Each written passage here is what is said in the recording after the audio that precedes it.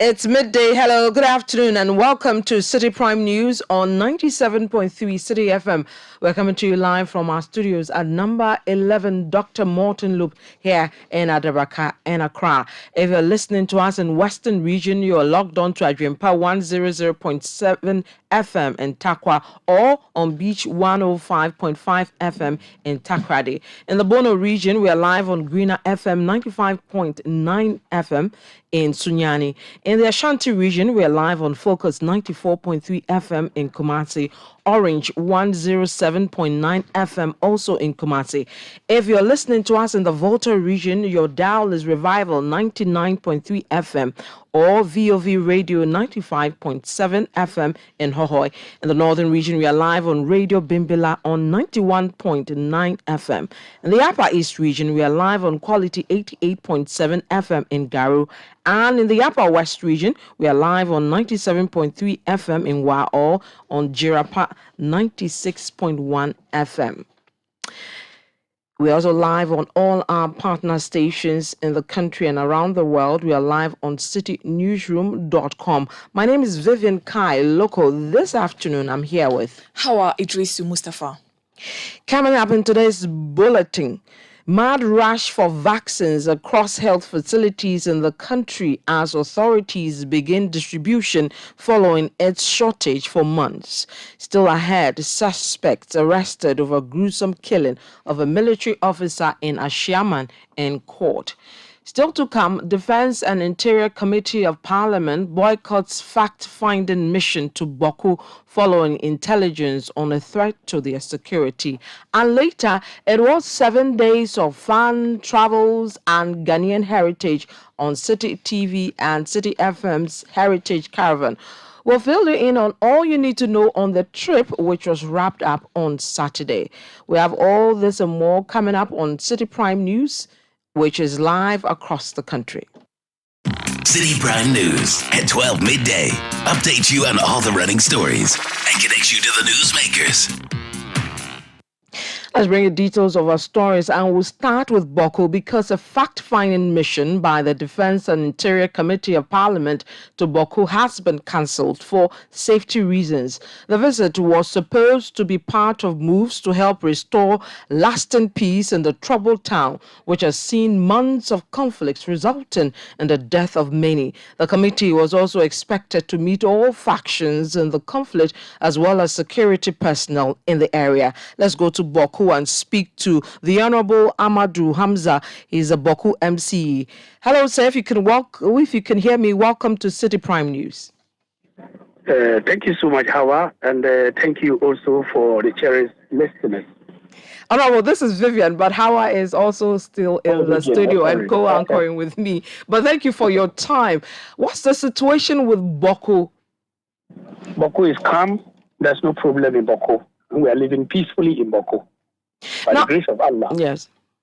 Now, despite it being peaceful and calm and all things being cool over there, the fact-finding mission, which is that of the Defense and Interior Committee of Parliament, had to cancel for safety reasons.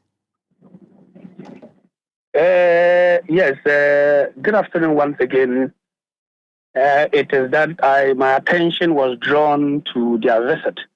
Indeed, this is not the first time they said they were coming. I think this should be the third time it was planned that they were coming, and events like this happened. We at MUSEC, Municipal Security Council, we were informed that the Parliamentary Select Committee on Interior and Defense will be visiting the municipality to ascertain various issues regarding the security situation in Boku. And indeed, their coming was basically to go to both sides of the conflict and also talk to us as Municipal Security Council to ascertain what is happening on the ground. Indeed, their first call would have been to meet at Rexec at Bolgatanga, which is the regional capital of the Upper East region. The grounds were prepared. We were informed they had taken off from Accra. The plane landed safely in Tamale. And only for me to be informed by my regional minister that indeed they had to cancel the trip because they got some intelligence on the ground that the place they would not be able to visit again. And that's all. Apart from that, I don't have any idea about it. Doesn't this worry you, especially when the focus in terms of security, one of the main focus of the country is the Boko conflict, which has been raging for years, and the fact that members of parliament now want to step in and properly deal with the situation, but have to go back because the security issue is still a big problem? Yes, indeed, you know that the Interior and Defense Select Committee, as part of their parliamentary oversight responsibility, has the need for them to visit Boko to get the primary data, to get the primary information as to what is happening in Boko. And so we were excited to have them on the ground. Indeed, it was aborted for one or two reasons. So it is a source of worry that indeed I expected that members who are representing us in Parliament, in fact, if you look at the composition of their membership, it's made up of stalwarts, gurus from both sides, from the NPP and also from the NDC. And indeed, I knew very well that their visit would have yielded some positive results. Questions would have asked by them, NewSec, and the Mampushis and Kushassis would have also posed questions. It would be received. They would go as a fact-finding mission, fine-tune the facts, and see what other solutions can they advise policymakers. Can they advise government to take steps to ensure there's peace in Boko? And so the failure by them not to come to Boko would actually be a source of worry. But we would expect that they should plan and come back again. I would want to see them in the constituency, in the municipalities. I think when they are in, you'll be able to get some information that would help Parliament to shape the course of the discourse in Parliament, and also prepare their minds and advise government as to how they think the security situation in Boko will be handled. So that is my take on that as far as what I know about their visit is concerned. Yes. Now, you're on the ground. What would you say should be done by all of us, especially persons in authority, to help bring this situation under control? Having, been at the center of it all, spoken with both sides, seen what is happening, understand the issues proper. What do you think, or what advice would you give in terms of helping to solve this Boko problem, which has been raging on for years? Oh yes, I have said it. I have said it very loud and clear on several forums. I have said that there's a need for us to take different methods as far as handling the security situation is concerned. The cardinal issue at stake is about chieftaincy, and indeed, we must take steps to ensure that we bring a final solution to this. And so approach, I'm part of government. As I talk to you, I am part of the government. Advise that we should take an alternative method by which we could bring lasting solution to it. But it's not for me to sit here and say A, B, C, D. But I think if you are looking for my personal opinion, we should employ alternative dispute resolution mechanisms to ensure there's lasting peace in Boko. The matter has been dealt with on different forums, and they're still lingering. And I think that there's a need for us to look at a different approach. If there's a different approach, and if we can still do what we continue to do in a different way, it will bring lasting solution to Boko, so that everybody would go to sleep, and then Boko will revive and then flourish once again. But before I let you go, what are your thoughts on calls for the likes of Asantehene and co to lead discussions in Boko, as was done in other areas? I can't say. Asantehene has taken it up, and so what do you want me to talk about it? I don't have anything to How is it going so far with him? I don't know. I have no idea about it. I'm not a stakeholder as far as that is concerned. And so that's a different level of together. I don't have any idea about that, and I can't contribute to that discussion. I'm just a government appointee under the authority of His Excellency the President of the Republic to execute my mandate in terms of projects and bring development and bring peace in Bako. That's all. That's all I can do. And that's what exactly I'm doing in Bako. And so I'm sure you could find a day to conduct an interview with us and TGD. He will tell you what steps they've taken. But not me. I'm just a neutral person as far as that is concerned. Right. Thank you. We wish you well, and we pray things change in Boku. But thank you so very much for your time. The Honorable Amadou Hamza, he's a Boku MCE. Hawah, what more do we have? The Ministry of Education has indicated that some 11 million cedis has been released as capitation grant for the operationalization of public schools across the country. This comes after the Ghana National Association of Teachers, NAT, hinted of a possible closure of basic schools if funds are not disbursed immediately. NAT accused government of defaulting in payment for the past 3 years, which they say is hindering the quality of education. Speaking to Citi News, however, the Public Relations Officer for the Education Ministry, Kwesi Kwarteng, said the 11 million cedis was released in November last year. At the end of November, an amount of 11,999,671 Ghana cedis was released for payment as capitation for schools. And indeed, those amounts were actually paid to the various schools. So, as far as we are concerned, and the Ghana Education Service is concerned, we know that as of just the November, which is about roughly 3-4 months now, some monies were paid. But of course, we acknowledge that indeed there are some outstanding arrears, but we have cross-checked with our controller and the Ministry of Finance, and we've had assurance that those monies are going to be paid as soon as possible. So the assurance to teachers, head teachers, parents, and the students is that there is no cause for alarm.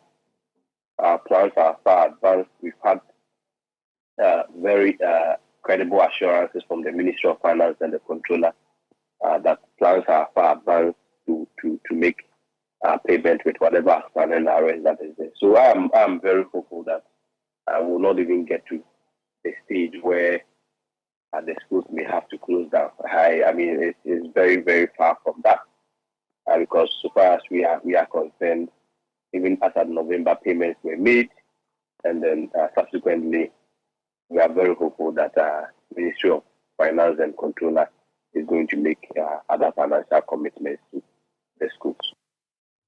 That was the Public Relations Officer for the Education Ministry, Kwesi Kwarteng. Now, health officers from various municipal assemblies are currently massing up at the offices of the Greater Accra Regional Health Directorate to take delivery of childhood vaccines. Immunization for children are expected to resume at various health facilities after months of interruption due to the shortage of vaccines nationwide. The Ghana Health Service received the first consignment of vaccines over the weekend. Distribution, we are told, is ongoing at the Regional Health Directorate, and health officers taking their delivery tell Citi News they are hopeful the vaccines being taken will be adequate for every child. I'm here to pick my vaccine, and as I've here, they've already made all the distribution of those vaccines that are run in shortage. And now we've all had our distribution list, and we have written my requisition. As you can see, my boss has what? I've approved all the requisitions that I've written. Okay. That means all the vaccines that I've requested are available. Yeah, so the measles, rubella, the BCG, and the Rota that we are not having has now arrived. Okay. Yeah, so I'm seeing record for next month. Yeah. So this is measles, rubella. That's 100. Is that supposed to be 100 boxes? Yes, that is supposed to be 100 vials, and each vials, which means the 100 vaccine that they have given me can dose 1,000 children at my district, and every month is the 1,000 that he has given to me will be able to cover the 1,000 case. Okay. Yeah, for now that is the month. The distribution that they've made.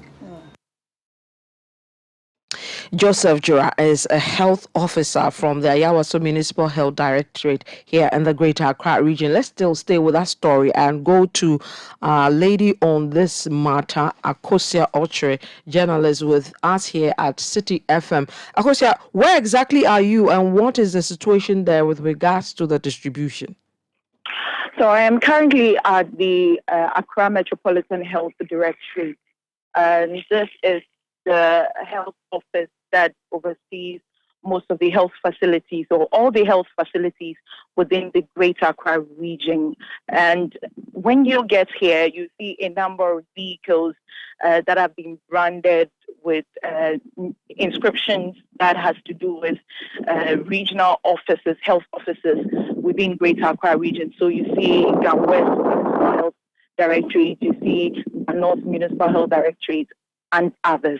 And these health facilities are here to basically take delivery of the childhood vaccines, which the Ghana Health Service took delivery over the weekend. And these vaccines that I'm talking about are the BCG, the OPV, and measles vaccines. And we also understand that it's not just the vaccines that are being distributed here at the regional office. We have the needles, that is accompanying devices that are used in vaccinating these children. So we have the needles, we have the safety boxes, and then the syringes and others. And so these are what are being distributed today to these municipal health offices here in Vivian.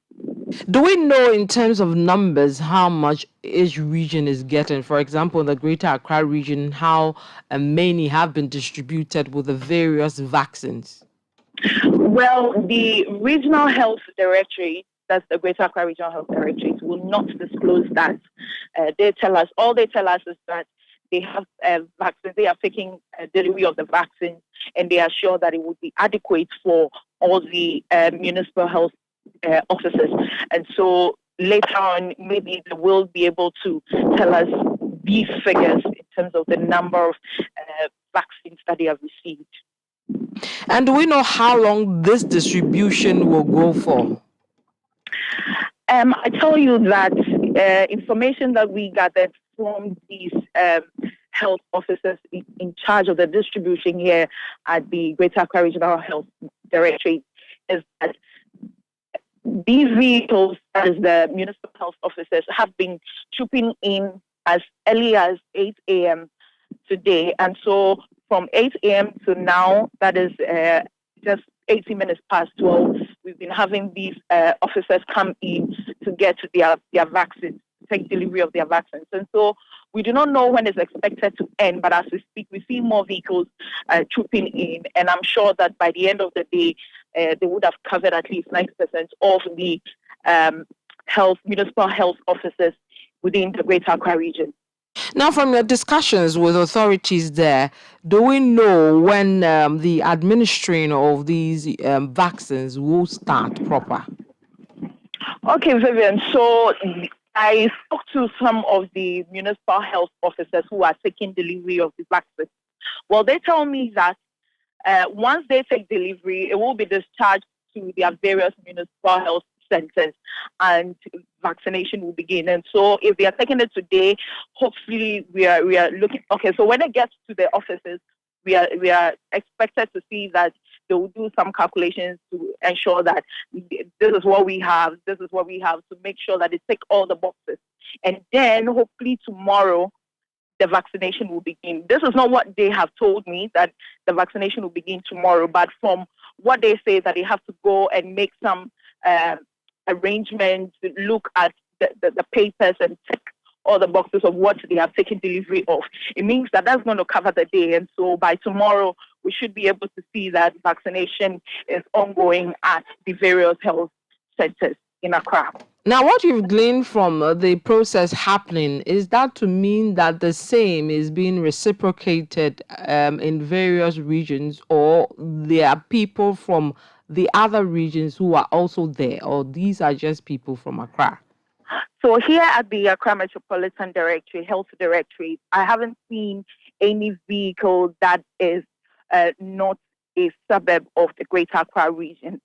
And this Greater Accra Regional Health Office is only distributing to health officers within their jurisdiction. And so you don't see other regional health officers trooping in to get theirs. But I believe that it is currently ongoing at the various regional health centers, because from what the Ghana Health Service posted on their Twitter handle yesterday, it meant that they expected to see all the regional health directorates distributing the vaccines to the various municipal assemblies. And so, rightly said, it should be duplicated. I think that it is being duplicated at the regional level. All right, thank you very much, Kosi Ultra. I believe from there you move across the hospitals and see whether indeed what they've taken delivery of, they will start administering those vaccines. Thank you very much, Kosi Ultra. We'll still stay with this story because we are going to speak to Kwabena Minta Kando, is a ranking member on the Health Committee of Parliament and MP for Dwaboso. The Honourable Kwabena Minta Kando, if you can hear me, welcome to Citi Prime News. Thank you, my sister. Now, finally, the vaccines are in. A good move, isn't it? It's not yet good. Probably it will be good when we have the full complement of the quantity we need as a country. So let us not rush into glorifying or jubilating when there is so much work to be done. And so what I would say, I think we have already discussed the issue of the shortage for a very long time. And so what we have gotten to is the fact that we must quicken up in the distribution of the vaccines, the little quantity we have taken delivery of to the hinterland, especially where we've recorded the outbreak of measles and what have you. And then we embark on a rigorous vaccination because, mind you, those babies who were born and have been taken away from the various facilities have gotten to their various destinations. Some live on the farm, others live in hamlets and very remote areas. So we must have a clear plan to be able to reach out to all of them. That's another thing that we should also be very, very, very careful about. Then the next thing is that we should not go to sleep, that we have taken delivery of some quantity and therefore we have done well and we are going to sleep. No, we must get the full complement to be able to distribute to every part of this country, because the rule is that you should not wait until there's an outbreak of that particular disease in a particular area before you start vaccination or immunization in the area. So I have not until we do that, I will not relax and start praising people that, look, we have done well. No. In the first place, it's quite avoidable. We have brought this onto ourselves, and we owe nobody any praise. Nobody. In fact, I will suggest that parents who have lost their children through this, or whose children have contracted this disease, can try the law. They can sue. You want them to sue government over the sue government. This is negligence. This is criminal. It is negligence. We shouldn't have gotten here at all. So they must sue. Every child of this country, by the Constitution of Ghana, has a right to good health. But don't you buy into the... Yes, don't you buy into the health minister's reason that one was due to global shortage? Something he couldn't have, handled. My sister, please. I have told you time and again that is palpable falsehood. The president said this falsehood on the floor of the House. The minister lied. There hasn't been any shortage of these vaccines in the world. The very statement they themselves referred to, there was nowhere in the statement that WHO stated that the shortage of these vaccines. It's not true. In any case, what WHO was seeking to do was causing countries that, look, you are over-concentrating on COVID vaccines And therefore, please, don't wait till there's an outbreak in your respective country. You never said there was a shortage of these buses in the world. And if there were a shortage of buses in the world, the very many buses that Gavi is and was helping us to procure, we never run short of these buses. Were these buses not, manufactured in the world? Were they manufactured on Jupiter? Why is it that they paid this money last week, only last week, and then they are getting buses this week? The turnaround time, when you get an outbreak for buses, is 2 weeks. What's the turnaround time? So if they pay more, we are going to get more. There are no shortage of buses in the world. It's not true. You can read that particular WHO publication and come and tell me where in that publication did they say that there's shortage of these buses. It's purely a matter of money and then lack of forward planning. That is what it is.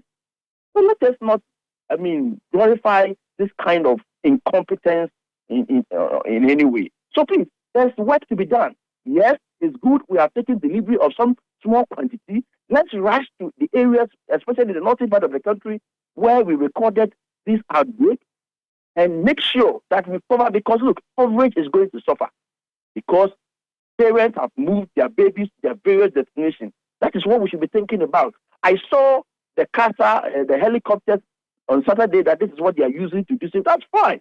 If indeed it is not the only PR system and propaganda, it means that if you are using helicopters to do this distribution, it means that in a matter of 3 days, we should be able to cover every part of the northern part of the country.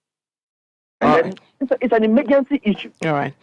Thank you. But before you go, I know you are privy to a lot of information. From what do you know, how many consignments have we taken delivery of, and how much more do we need? But I have not officially been briefed about the quantities, so I do not want to put it on air with the greatest of respect. But what I can say for a fact is that we don't have the full complement as I speak to you now. All right. Thank you so very much. The Honorable Kwabena Minta Kando is ranking member on the Health Committee of Parliament, is also the MP for Dwabo. So thank you so much for joining us for Prime News. What more can you tell us?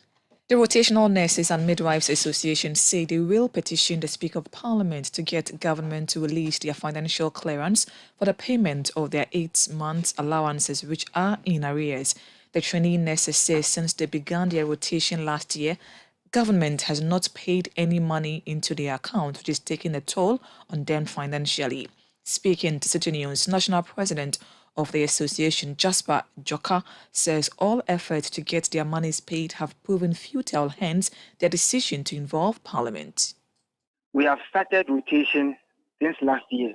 Until today, we've not received even 1 cedi. What we are crying for is not much. It's for the Ministry of Finance to release our financial clearance, for the Ministry of Health to begin our payment processes as soon as possible. We've written series of letters to the various ministries.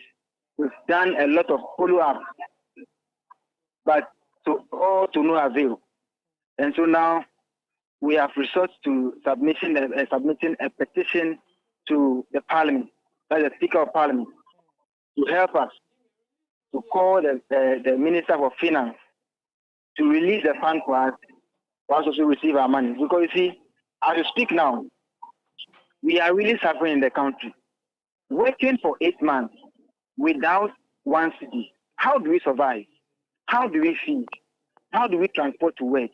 And if you don't go to work or you go to work late, our in charge don't understand that they don't understand why we are coming to work late. Most of our members are getting stomach ulcers. And it's not because they refuse to eat on them. They don't have the money. You know, our payment system is not like that of the national service personnel. Our system, we have to go through various stages or processes to be able to be paid. 1, you have to fill a form called the IPPD form. 2, biometric. Then 3, staff ID before you can be paid. So as we speak, none of this has gone on, has happened. So we are pleading with the Finance Ministry to release our financial clearance as soon as possible for the Ministry of Health to also begin our payment processes as soon as possible. That was the National President of the Rotational Nurses and Midwives Association, Jasper Joka. Now, 6 persons arrested in connection with the killing of a soldier, Imoru Sharif, in Ashaman have been remanded. The 6 who were arrested between 9th and 12th of March this year at different locations appeared before the Ashaman District Court, where committal proceedings are taking place as we speak. Now, according to police information, 2 of the accused robbed the late soldier, and in the process, one of them stabbed him in the arm. The other 4 are alleged to have bought that phone after it was stolen. In court on Monday, lawyer for the 4 who are alleged to have bought the phone prayed the court to grant his client bail, as they cannot be linked with the robbery nor the alleged killing. But prosecution opposed the bail application, claiming that the accused persons have no permanent place of abode. The judge, after considering the case, remanded the 4 accused persons together with the other 2 to reappear on March 27, 2023. You're still listening to Citi Prime News. My name is Vivian Lokko. This afternoon, I'm here with Hawah, Iddrisu, Mustapha. When we come back, a family of a middle-aged man who was allegedly shot to death by a police anti-robbery team in Hawah have given the police a 24-hour ultimatum to render an unqualified apology for tagging the deceased as an armed robber. Do stay with us. We'll bring you that story and many others. Citi Prime News at 12 midday.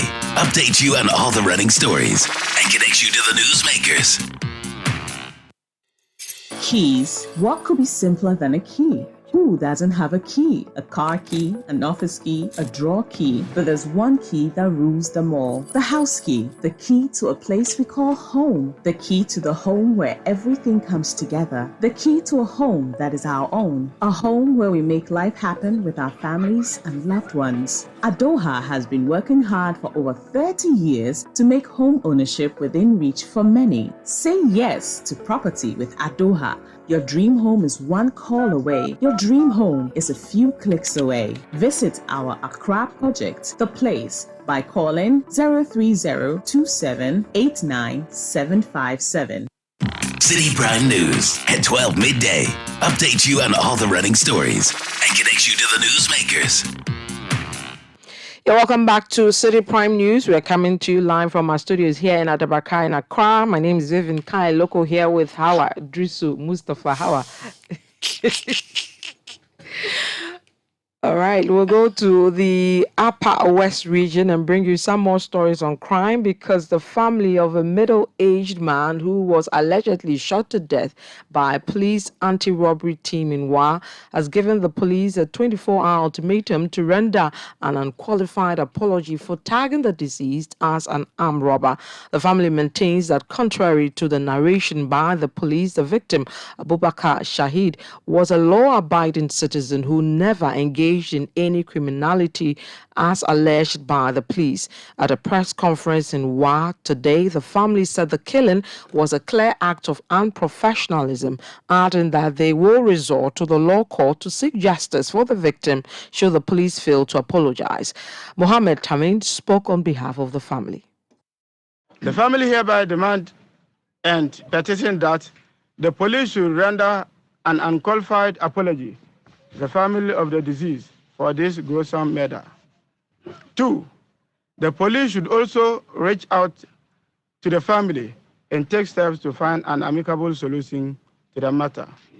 3, his motorbike and mobile phone, which are still in custody of the police, and which motorbike we do see the police anti-robbery unit members riding around town, should immediately be released to the family. 4, the Interior Minister, the IGP, the Regional Minister, the MCA for Hawah should constitute an independent committee to probe into the matter, and any police officer found culpable should be duly sanctioned. Mohammed Tamin is a family member of a middle-aged man shot to death by a police anti-robbery team in Hawah in the Upper West region. Now, a woman believed to be in her late 40s has been arrested by some residents of Gomwa Budumbrom in the central region for stealing petty items.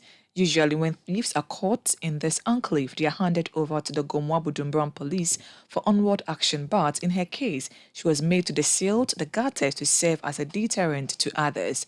Residents allege the woman on countless occasions has been granted bail by police anytime she is handed over to them for stealing. This, according to them, informed their decision to engage her in a menial job as a form of punishment. Here are some residents recounting their ordeal in the hands of the alleged thief. I need no. Na mami bia we kromfu. Ye ka che kromfu a ye obi se bi odi tuo. Eko kronobo. Ba mami we den de e bodamani tie e kronobo. Obetuma wi aka a hye botom. Mami we dan we. We all work here in Gomoa Bujumbura, but this woman is a thief. And if you underestimate her, she will surprise you. She is very rich and has been doing this for some time now. She disguises herself and you will underestimate her. I deal in glass frames and this woman stole some of my work. It cost me over 6,000 cedis. My customers might think I have not done their work and have spent their money because of this woman. She has a big bag she uses in her operations. Ono bibia ono akọ mamu we mi se owo boto bi aboto no a ese emrofo na sheda ye boto no ma no boto no atikweta kra be ma ko boto nim aso me kan ye shiri e masa atikweta be ma ko boto nim mamu ne kronfo She is really troubling us here in this area, and because she is a woman, we find it difficult to deal with her. What I know is that she is being made to deseal the gutters as a form of punishment.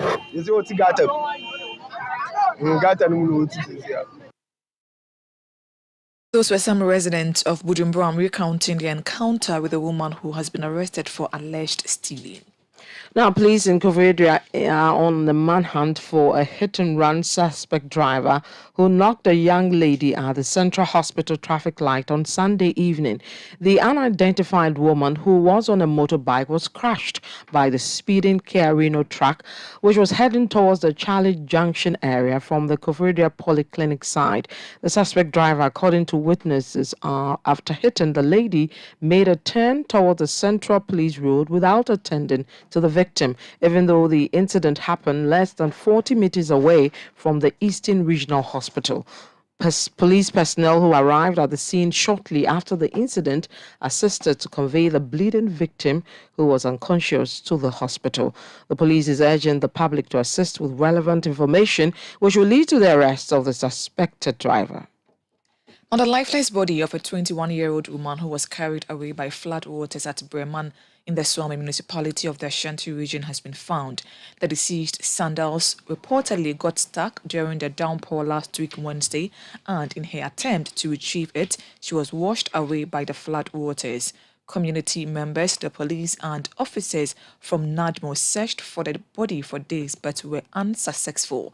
However, the landlord of the deceased, Nana Bonsu, tells Citi News a resident in Ibuakwa Tabre in the Achima in Wabieja municipality on Sunday alerted the police of a lifeless body in a stream in the area. The family of the woman is currently liaising with the police to conduct an autopsy, after which they will have access to the body and perform the necessary burial rites.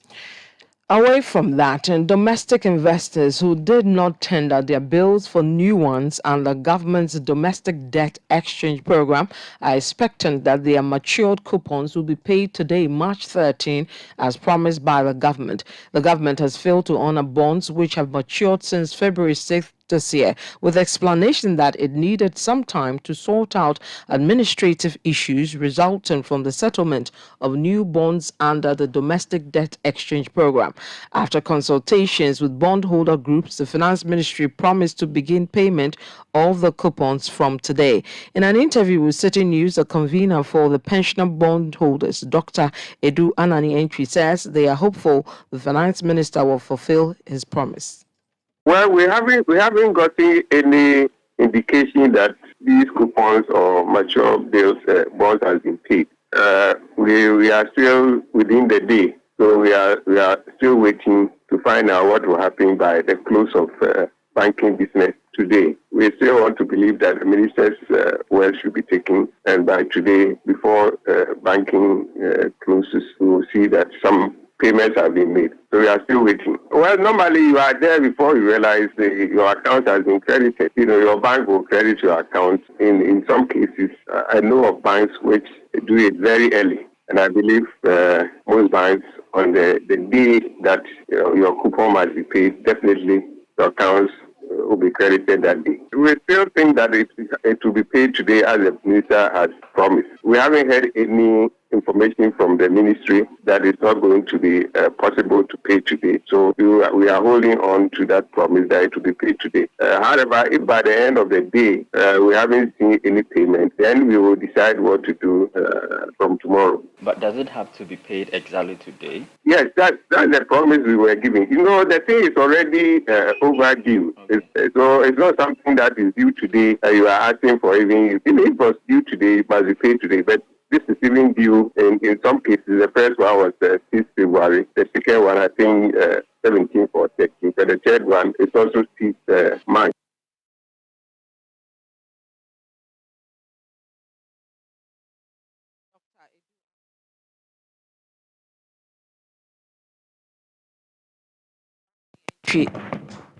You had Dr. Edu Anani Entries, a convener for the pensioner bondholders. Now, the Association of Road Contractors is appealing to government to settle the outstanding arrears to enable them to complete their abandoned projects. According to the association, the Ministry of Roads and Highways owes its members about 10 billion cedis.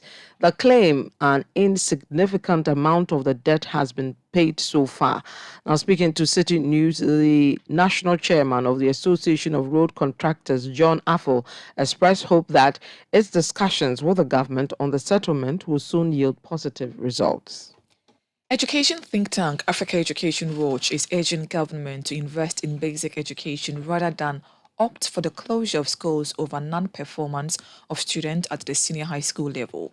The Minister of Education, Dr. Iddrisu, has warned that senior high schools and technical and vocational education and training institutions with consistent 0 to 10% pass rate would be shut down. The Executive Director for Education think tank Africa Education Watch, Kofi Asare, tells Citi News although he acknowledges the demand for accountability from heads of the institutions, he believes that being intentional about providing quality education at the basic level would largely address the non-performances. Let me indicate that I appreciate the angle the minister is coming from the point of learning outcomes accountability. Given the billions government keeps sinking into the free senior high school program, the minister expects headmasters to be accountable, by way of ensuring that learning outcomes improve in their schools. However, if you look carefully within the category of schools that the minister is talking about, I'm talking about senior high schools that are doing between 0 and 10% once it passes. These are schools that virtually receive students who are scoring between aggregate 36 and aggregate 4. Now, if you are receiving that quality of students on the basic level, there is very little headmaster can do to turn them into WASI passing students. I'm not saying it's not possible, but there's very little headmaster can do at that level. And also, if you look at the circumstances and which schools are run, these are schools that are very small. They don't have strong old student association and all that to provide funding for them when government funding is not going. And even the situation we find ourselves in, where for the past years, grants for money are always in arrears. How can you blame headmasters when funds for running the schools are not even being disbursed at the right time? So I think the minister has a concern, but that concern can be better addressed if he focuses on improving the quality of learning outcomes at the basic level. If the quality of basic education improves, quality of the raw material that is used in senior high schools will improve. Kofi Asare is Executive Director for Education think tank Africa Education Watch. Now, still on education, the Education Ministry says students have embraced STEM education as enrollment has been substantial. Kwesi Kwarten is the spokesperson for the Education Ministry. Yes, if you look at the 21st century order, within the 21st century evolution, everything is certain. Now, if you want to attain socio-economic development or socio-economic transformation of every state is pivoted on education. And not just any education, but education where you train students to be critical thinkers, to be assertive, to be problem solvers. And so for the past years, you have the Minister for Education talking about STEM and introducing STEM and STEM career pathways. Thankfully, this year, 5 out of the 10 new model 21st century schools have been commissioned and operationalized. And then to the amazing of all of us, we have students actually over-subscribing to the STEM schools. And then we believe that that is the best way to go. That is the way to go in terms of if we as a country want to achieve socio-economic transformation. So yes, we encourage many students to still roll up as placement is still ongoing. And then a lot of career pathways also exist. And then this is the only way that as a country we are going to train students who are critical thinkers, problem solvers, assertive, and then in the end we will achieve the socio-economic transformation that we all aspire to achieve as a country. Kwesi Kwatin speaks for the Education Ministry. This is Citi Prime News coming to you live from our studios here at Adabaka in Accra. My name is Vivian Lokko. I'm here with Hawah, Iddrisu, Mustapha. Now coming up, it was 7 days of fun, travels and Ghanaian heritage on Citi TV and Citi FM's Heritage Caravan. When we come back, we'll fill you in on all you need to know on the trip, which was wrapped up on Saturday. Citi Prime News at 12 midday. Update you on all the running stories and connects you to the newsmakers. Imagine you had the power to impact the world around you. At the British Council, we see students from all over the globe coming together for equality of education that achieves goals. An IELTS test from the British Council can help you own your future. For a limited time only, when you book IELTS with British Council, you will get our most popular preparation course, Road to IELTS Premium, for free. Valued at $80, Road to IELTS Premium gives you all the material you need to get a great IELTS score. Visit the British Council website today. Charlie, whatever you do with your data, do it twice because Vodafone is giving you double data in the Vodafone Too Much Family Package with a top-up of only 120 Ghana cedis in addition to your monthly Vodafone fixed broadband subscription. You will get twice the data for twice the fun and experience. 100% bonus data for your broadband is exactly what Vodafone fixed broadband is giving you. This means it's double the experience when you browse, stream, and download. Yes, you heard right. 100% bonus data with just 120 Ghana cedis top-up. That's what double data gets you in the Vodafone Too Much Family Package. Dial *900# and follow the prompt to subscribe, or visit fbb.vodafone.com.gh or top up on your My Vodafone app. Vodafone, further together. At the British Council, we know that our experiences in life are what shape us. The things we see, the places we go, the people we meet all make an impact on the future we create. Change is driven by people with dreams bigger than themselves. The chance to study abroad is the chance to make an impact, not just on your own life, but on the lives of the people you left back home. When you experience the world beyond borders, you can discover what's possible for the future you envision. When you set off to further your education abroad, you can return empowered and ready to put your plan for change in motion. Great experiences await when you study in diverse countries like the UK. You could make an impact on your entire community because you took the chance to own your future. It starts with an IELTS test from the British Council. Visit our website today and discover a world of opportunity. Citi Prime News at 12 midday. Update you on all the running stories and connects you to the newsmakers. You're welcome back to Citi Prime News. My name is Vivian Lokko. I'm here with Hawah, Iddrisu, Mustapha. Hawah, what do we have? Now, several farmers at Hawah in the Gas South municipality of the Greater Accra region have had their farms destroyed by illegal sand winning activities. The prevailing menace has resulted in the unfortunate reduction of food stock in the area. There is more in the following report by Central Regional Correspondent Calvis Tete. Awuku Okluche began his farming at Hawah some 66 years ago, and at the time of starting, farmers within the enclave go about their business without any hindrance. The situation, however, is completely different as of now, as the 96-year-old farmer is suffering at the hands of illegal sand winners. Compared to many years past, he only has this small barn of maize harvested, as a larger portion of his maize farm has been destroyed by sand-winning activities. The survival of his coconut farm also hangs in the balance, as yields have significantly reduced after the plantation was invaded by sand winners. Life has become a challenge for the old man. I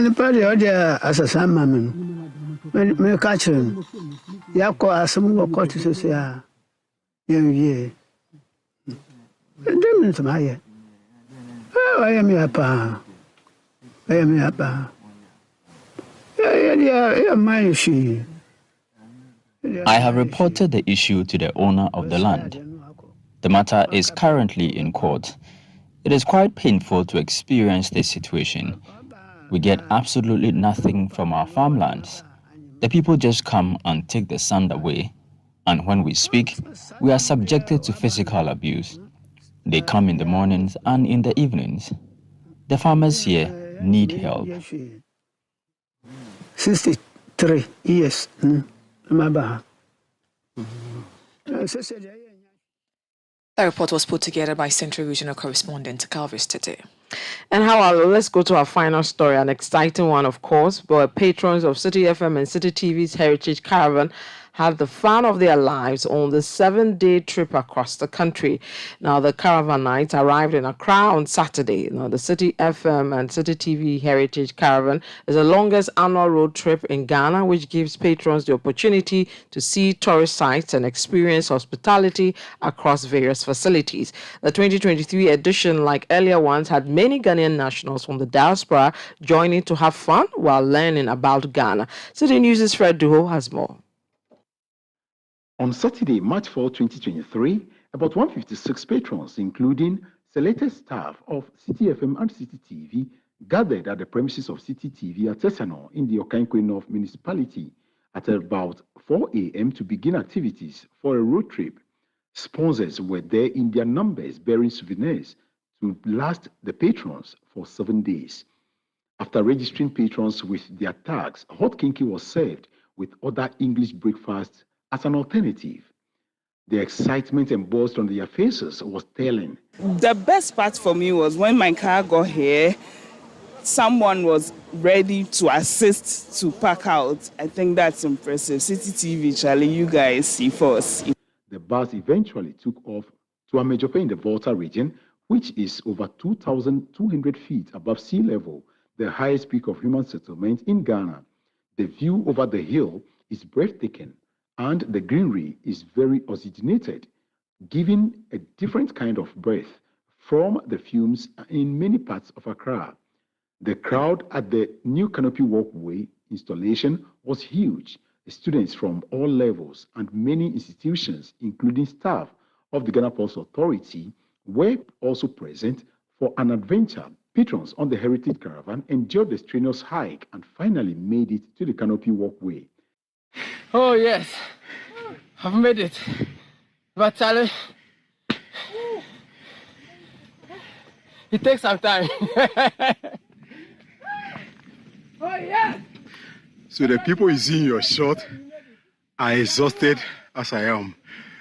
It's quite hectic going down there to the valley, and then the worst part of it is climbing up. You can see one of our drivers coming. He's so exhausted, and he's taking it slowly, one step at a time. He's shaking his head, but he's not giving up. The feeling, according to the caravanites, was worth the energy loss. The caravan arrived at the Royal Sanctuary in the Eastern region at about 7:10 p.m. and patrons were checked in. The Kwampa Band, sponsored by Ebony Condoms, lightened the exhausted faces, which suddenly took to the dancing floor after dinner. Many retired to bed after 12 a.m. On day 2, the caravanites had breakfast and proceeded to their buses for a 9-hour drive to the Bonre Kente Weaving Center. This day was dedicated to the European Union in Ghana to take charge of activities. At a brief ceremony and a display of Adowa dance, the chief of Bonre took center stage as the invited guest. Addressing the gathering, Nana Bobie Ansan II appealed for support to have a cotton factory built on over 5,000 acres of land is made available for plantation. This, he said, will impact positively on the prices of yarns used in the weaving of kente. To help to expand the kente industry, improve and manufacture the yarn which is used to manufacture kente in Ghana, especially in Bonyere, to bring the cost of production of yarn and kente very reasonable for everyone to be able to afford the cloth. The managing director of Citi FM and Citi TV, Samuel Atamensan, used the opportunity to explain the essence of embarking on this trip. For many years, we have been told that the things that crafted our being, that gave us an identity, are obsolete and out of date because of film and storytelling. But we've gotten to the time where we have to tell our own stories to promote the cultural assets that define who we are, which has brought us to this heritage, promotion of our heritage. The EU ambassador in Ghana, Ichad Razali, who was installed as development chief of the area, in his statement mentioned that the EU in Ghana has the ultimate goal to support the youth to acquire skills. Noda Hotel at Iddrisu in the Ashanti region had its staff on standby, which welcomed their guests. The tables were set for dinner, after which the much-anticipated poolside arm was filled with patrons. Drinks of all brands and tastes were served at the bar. Despite the heavy rains, lavers of water dived into the pool like dolphins. Let's go, let's go, let's go became the catchphrase that echoed time compliance to schedule and readiness to move to the next destination. Packed food was made available on each bus for patrons. The journey to the next destination, Bolgatanga in the Upper East region, was estimated at 12 hours. The first stop was at the Paradise Rest Stop in the Eastern region, which had all foods ready for caravanites through the orders of an advanced team that led 2 hours ahead. The sharp contrast in temperature from 18 degrees Celsius to 40 degrees Celsius compelled caravanites to adapt. The heat was skin-piercing, and it also drained the moisture so quickly. That was when Voltic Mineral Water, one of the sponsors, hydrated everyone. After the long hours, the people of Bolgatanga, especially Ghana's Hotel, gave patrons a rousing reception with rich cultural display. The caravanites paid a courtesy call on the chief of Paga. The energetic dancers at the palace were beautiful to see.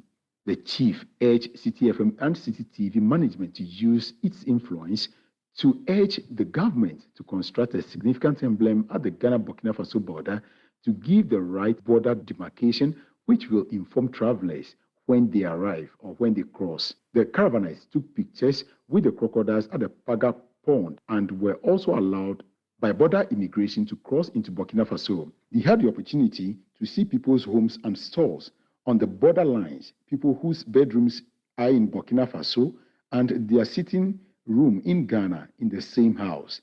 The caravanites returned to Tamale for a great meal from the Global Dream Hotel. In less than an hour, patrons hopped onto their buses to Red Clay Studios.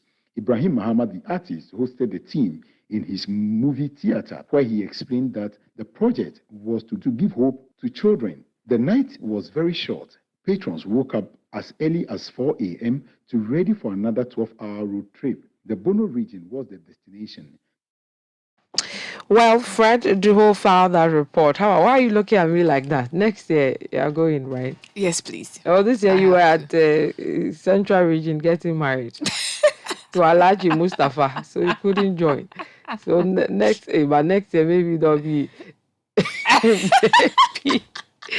Well, we want to say thank you to all sponsors of this year's Heritage Caravan. We also want to say thank you to all listeners and everybody who joined the trip for this year. And also, well done to our colleagues who made this happen. And of course, the visionary and the team lead for this year's Heritage Caravan, always Mr. Samuel Tamens as well. Thank you to you for this lovely idea that will help us understand our culture and heritage.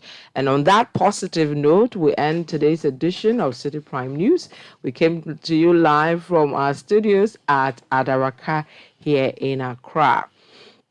You can get more stories on our website, citynewsroom.com. You see videos and pictures from the Heritage Caravan for this year. My name is Vivian Lokko. This afternoon, I've been here with Hawah, Iddrisu, Mustapha. We'll move to the business news realm, and Mrs. Ajaho has joined us. Mrs., what is in the news today? Today we have stories on the pensioner bondholders expecting their payments on their matured coupons. Okay, yeah. I'll allow you to settle in as we play your sick tune, but do tune in a few seconds. We move to the business world with details of that story and many more. Thank you for joining us. Business News is up next.